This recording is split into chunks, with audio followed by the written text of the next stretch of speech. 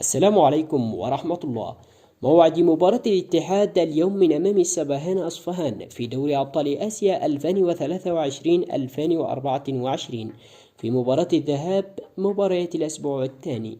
إليكم في هذا الفيديو الموعد والتوقيت بجميع الدول العربية والقنوات الناقلة والمعلقين وكافة التفاصيل. وقبل أن نبدأ فضلا ادعمونا بالإعجاب بالفيديو، ولا تنسوا الاشتراك في القناة وتفعيل جرس الإشعارات لتصلكم أحداث وأخبار مباريات الاتحاد أولا بأول. شاركونا توقعاتكم من سيفوز من الفريقين في التعليقات أسفل الفيديو، حيث يأتي اللقاء ضمن دوري أبطال آسيا دور المجموعات الجولة الثانية، وستقام المباراة في إيران على ملعب الزداي.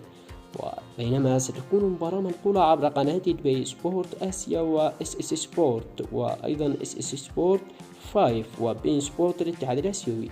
وسيكون المعلقين أحمد العبدلي بقنوات دبي، وفهد العتيبي بقنوات إس إس إي، مع نور الدين آيات علي وحفيد الدراجي بقنوات بي إن.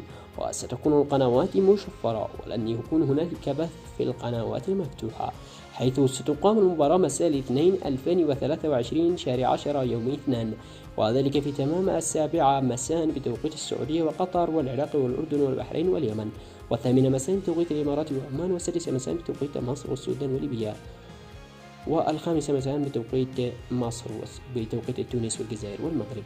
بهذا وصلنا النهاية، ودمتم بأمان الله.